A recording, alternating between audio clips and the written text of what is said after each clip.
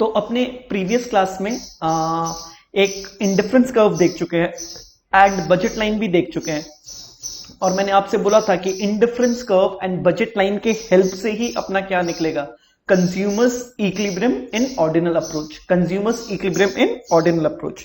यहां पे आप एक बार रीड कीजिए क्या लिखा हुआ है।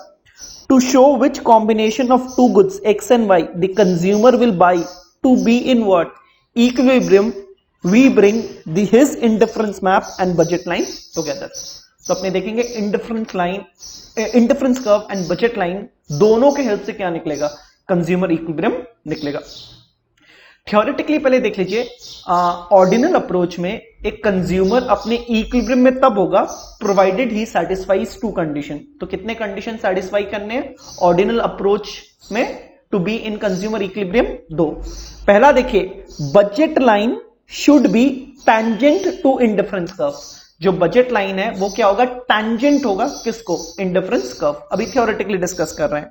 Number two, slope of budget line. Slope of budget line, budget line का स्लोप क्या था, प्राइस रेशियो था ना, P1 P2 should be equal to what, slope of what, indifference curve. And अपने ऑलरेडी डिस्कस कर चुके हैं, MRS was nothing, MRS marginal rate of substitution was nothing but the what, slope of what, indifference curve. तो अगर आपसे पूछ ले how many conditions are to be satisfied, two, budget line should be tangent to what, indifference curve. और number two, slope of budget line should be equal to what, slope of indifference curve. Budget line का slope क्या था, P1 by P2 and slope of IC क्या था, MRS था। दोनों ही negative आते हैं, उस नेगेटिव से अपने को यहां पे कोई लेना देना नहीं है। तो चलिए एक डायग्राम के हेल्प से समझा रहा हूं। देखिए ये डायग्राम आपको दिख रहा होगा बोर्ड पे।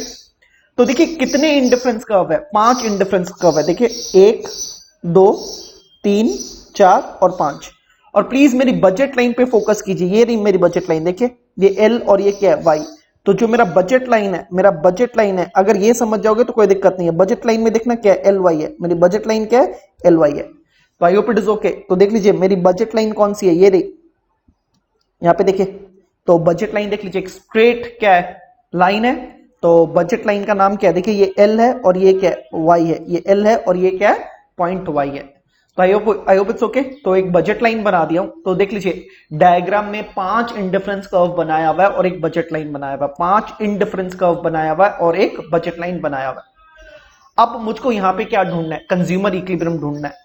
तो बजट लाइन क्या था, वो आपकी इनकम थी। देखा जाए तो बजट लाइन क्या थी, आपकी इनकम थी, कि आप अपनी इनकम से कौन से कॉम्बिनेशन ऑफ गुड्स खरीद पाओगे। तो बजट लाइन आपका वही डिसाइड करता था। तो एक चीज देखिए, आप IC4 और IC5 तो खरीद ही नहीं पाओगे, क्योंकि देखिए ये आपके बजट लाइन के ऊपर है। तो आपका ये जो IC4 है और ये जो आपका IC5 है, ये किसके ऊपर है, देख लीजिए आपका बजट लाइन LY। ये बजट लाइन कौन सी है आपकी, LY। तो ये LY के सिंस इसके ऊपर है तो आप इसको खरीद नहीं पाओगे। तो आपका IC4 एंड IC5 तो ऐसे ही क्या हो गया, आउटसाइड चला गया है। तो देखिए यहां पे क्या लिखा हुआ है, IC4 and IC5 are what, budget constraint. Budget constraint क्यों है, क्योंकि वो आपके बजट के भीतर है ही नहीं। तो आप डायग्राम में देख लीजिए आपका बजट लाइन क्या है, LY, और IC4 IC5 उस LY के क्या ऊपर है। He will have to choose any combinations from IC which lie on the given budget line or below, that is IC1 IC2 IC3। तो आपके पास IC4 और IC5 का तो ऑप्शन ही नहीं है, क्योंकि आपके पास इतने पैसे ही नहीं है कि आप IC4 IC5 खरीद पाओ। तो आपके पास ऑप्शन क्या बचता है, IC1 IC2 IC3। अब देखिए IC1 में 2 पॉइंट है। देखिए ये एक H है और एक क्या है, R है। तो IC1 का आप R और H खरीद सकते हो, क्योंकि वो आपके बजट के भीतर है। देख लीजिए, तो IC1 आपके बजट लाइन को कहां टच कर रहा है, एक H में टच कर रहा है और एक कहां पे टच कर रहा है, R। तो अगेन आपके बजट लाइन से जो भी कॉम्बिनेशन ऑफ गुड्स गुजरेगा, definitely you can by that. वैसे IC2 में देखिए कौन सा, एक ये T है और ये कौन सा, S है। तो IC2 में आप क्या खरीद सकते हो, S and T। और आप देखिए IC3 का भी एक कॉम्बिनेशन खरीद सकते हो, दैट इज व्हाट, Q। तो IC4 IC5 तो आपकी कैपेसिटी के बियॉन्ड, आपके इनकम के बियॉन्ड है। आपकी इनकम जो लेवल है उसमें इधर आप IC1 से क्या खरीद सकते हो, R and H, IC2 से क्या खरीद सकते हो, S and T, and IC3 से क्या खरीद पाओगे, Q खरीद पाओगे। एंड अपना देखिए, आप IC1 इसलिए नहीं खरीदोगे क्योंकि आप IC2 आपके पास क्या है, ऑप्शन में है। तो आपने ऑलरेडी बात कर चुके कि higher the indifference curve, higher the indifference curve, तो हायर इंडिफरेंस कर्व में क्या होता है, मोर ऑफ बोथ गुड्स होता है, मोर ऑफ बोथ गुड्स होता है, इसीलिए मैं हायर इंडिफरेंस कर्व को क्या करूंगा, प्रेफर करूंगा compare to the what, lower indifference curve. तो lower indifference curve and higher indifference curve में फर्क क्या है, हायर इंडिफरेंस कर्व में more quantity of both the goods होता है, तो जिसमें आपका दोनों ही गुड्स ज्यादा होता है, मोनोटोनिक प्रेफरेंसेस क्या बोलता है, आप उसी को सिलेक्ट करोगे। तो देखिए IC1, IC2, IC3, IC1 तो आप इसलिए चूज नहीं करोगे क्योंकि आपके पास IC2 है, तो IC2 में क्या है, मोर ऑफ बोथ गुड्स है कंपेयर टू व्हाट, IC1, इसलिए आप IC1 को क्या कर देते हो, हटा देते हो।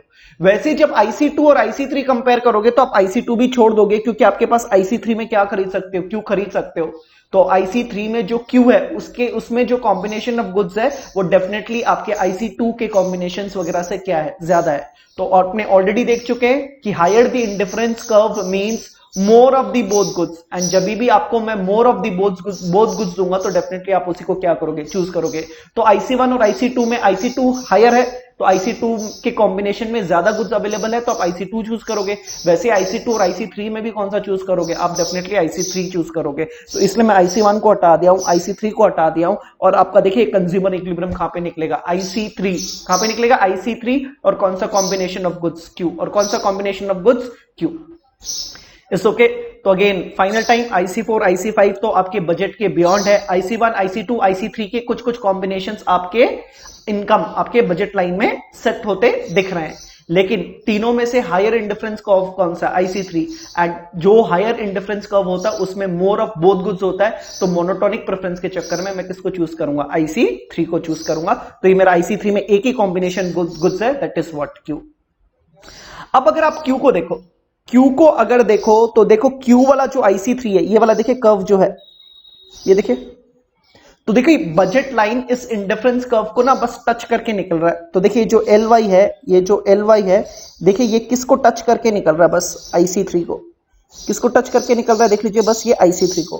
तो आई होप क्लास 9-10 में पढ़े हुए हो टैंजेंट, टैंजेंट कब होता है, कोई अगर स्ट्रेट लाइन कोई कर्व को बस टच करके निकल रहा हो, कोई भी स्ट्रेट लाइन अगर कोई कर्व को क्या करके निकल रहा हो, टच करके निकल रहा हो, तो अपने क्या बोलते हैं, टैंजेंट। तो देख लीजिए budget line should be tangent, तो एट पॉइंट Q देखिए कंडीशन 1 सेटिस्फाइड है कि नहीं है, बजट लाइन बस IC3 को क्या करके निकल कर टच करके निकल रहा है, तो अपने ऐसे बोल सकते हैं कि budget line should be tangent to what, indifference curve.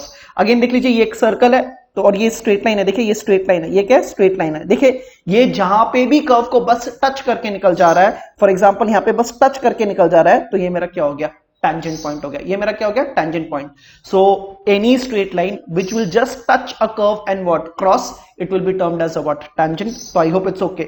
तो जो आपका बजट लाइन है वो IC3 को बस टच करके निकल जा रहा है एट पॉइंट Q। और दूसरा देखिए ये Q एक ऐसा पॉइंट है जहां से बजट लाइन भी क्रॉस हो रहा है एंड आपका क्या हो रहा है, IC कर्व भी क्रॉस हो रहा है। तो देखिए मैथ्स में अगर कोई पॉइंट में कितनी लाइंस वहां से क्रॉस हो, कोई पर्टिकुलर पॉइंट में कितनी ही लाइंस क्रॉस हो, उस पॉइंट में सभी लाइंस की स्लोप या सभी कर्व्स की स्लोप क्या होती है, सेम होती है। तो Q में यहां से बजट लाइन भी क्रॉस कर रहा है, इंडिफरेंस कर्व भी क्रॉस कर रहा है, तो उस पर्टिकुलर पॉइंट में कोई भी लाइन हो या कोई भी कर्व हो, उस पर्टिकुलर पॉइंट में सभी का स्लोप क्या निकलेगा, सेम। इसलिए बोल रहा है slope of budget line should be equal to what, slope of indifference curve. तो इट्स ओके। सो मैथमेटिकली अगर कोई भी पर्टिकुलर पॉइंट में, एक पॉइंट में वहां से आपका क्या निकल के जा रहा हो, कोई भी कर्व या लाइन क्रॉस कर रही हो, वो दोनों कर्व एंड लाइन की स्लोप डेफिनेटली क्या निकलेगी, सेम निकलेगी। इसलिए बोला जा रहा है slope of budget line should be equal to what, slope of indifference curve.